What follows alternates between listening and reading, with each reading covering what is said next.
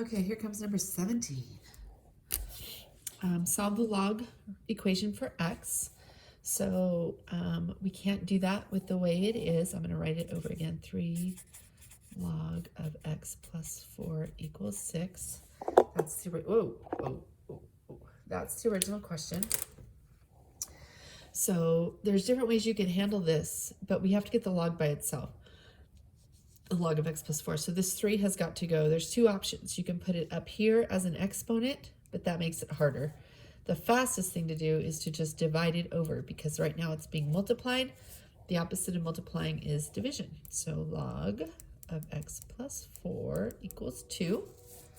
And then we are stuck. And when we're stuck, we change forms. So there's a little base number that's invisible right there. It's 10 squared equals x plus 4. And 10 squared is 100. And we get x by itself, so we subtract 4.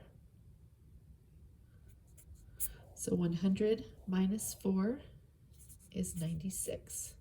So then we have to check it. Ready? If I put 96 right here, 96 plus 4 is 100. So remember, this is 10 to what power gives you 100, so that would make this whole thing a 2 times 3 is 6. It checks out. Very nice. That is number 17.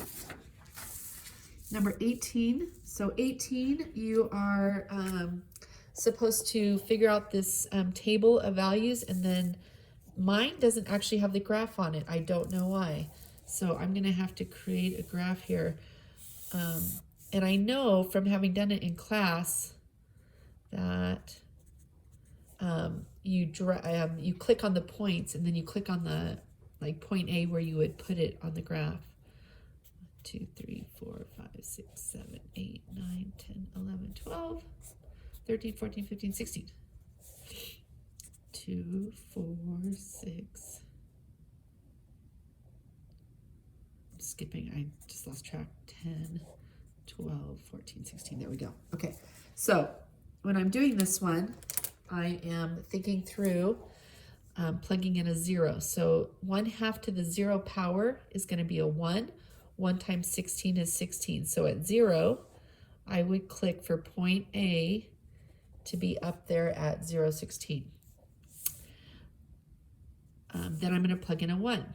1/2 raised to the 1 is 1/2. 1/2 of 16 is 8.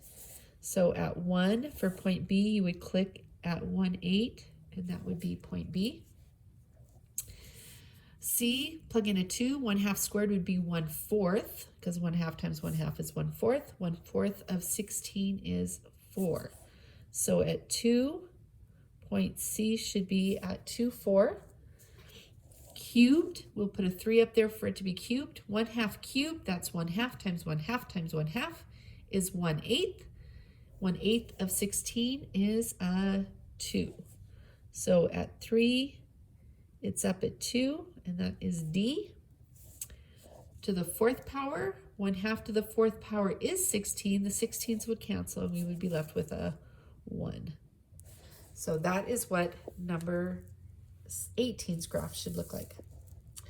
Number 19. To solve this one, we're going to condense the logs. So we're going to put them together using one of our properties. There's an addition sign there, so that means that we're going to have x times x minus 6. I feel like I've done this one a lot the last 2 days in class. All right, then we're stuck. So we switch forms. So it'll be 4 to the 2nd power equals this.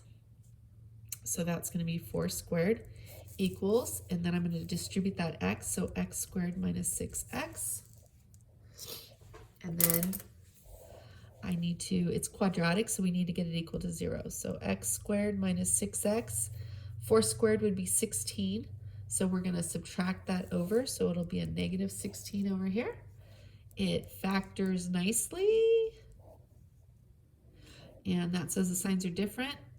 What multiplies to give us 16 and subtracts to give us a negative 6, the bigger number gets the negative, is an 8 and a 2. So if we solve that, set x plus 2 equal to 0 and solve, we get x equals negative 2 and x equals 8. But we have to check those. And that's why it asks for the solution, and then it also asks for the extraneous solution. There's a drop-down menu. So one of these doesn't work. So if we plug it back into the original over here, I'm going to start with the -2. X base 4 of -2. You can't do that because you can't have the log of a negative number. So x equals -2 is the extraneous. So be careful because there's the extraneous part right there. So you would pick -2. And then the solution, if you plug in an 8, that would work. And an 8 here would work. So you'd have 8 times 2 would be 16. Log base 4 of 16 is 2. So it works. That is number 19. Number 20. This one is one we should be able to do in our heads. What do you raise 3 to get 81? That's a perfect power of 3. It's 3 times 3 times 3 times 3. So the answer is 4. Because think about 9 times 9. Those would be 3 times 3 and 3 times 3. So there are 4 3s. 23, we're going to need a calculator. We need to get the exponential part by itself. I'm going to write it over again because I don't have my glasses on. I can barely see that with my old eyes. All right, I'm going to get the 4 off of there, so I have to divide by 4. So I have e to the 2x plus 6 equals 13 over 4. I need to change forms because I'm stuck. So when we have an e and we need to go to log, it's going to be ln. The base is an e of 13 over 4 equals 2x plus 6.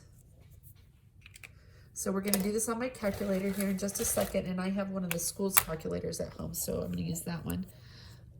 So remember, we're going to put this in our calculator. We're going to need to subtract a 6 from whatever we get, and then we're going to need to divide by 2. That's my game plan. So here we go. I'm going to put my calculator here so you can see the steps I'm pushing in. So my calculator, or the school's calculator, can't handle this. So the way it is. So we're going to do 13 divided by 4 and hit equals. And then I'm going to hit natural log, which is right there. So this whole piece is 1.178, blah, blah, blah. I need to subtract 6 and hit equals. I get negative 4.82, blah, blah, blah. I need to divide by 2 and hit equals, and I get negative 2.41. And that, my friends, is A. I think we're almost done because isn't 24 the last one? Or is 23 the last one? Is there only 23? I thought there were, I swore there were 24. Maybe it didn't print out 24. Okay, well, I'm done. Good night.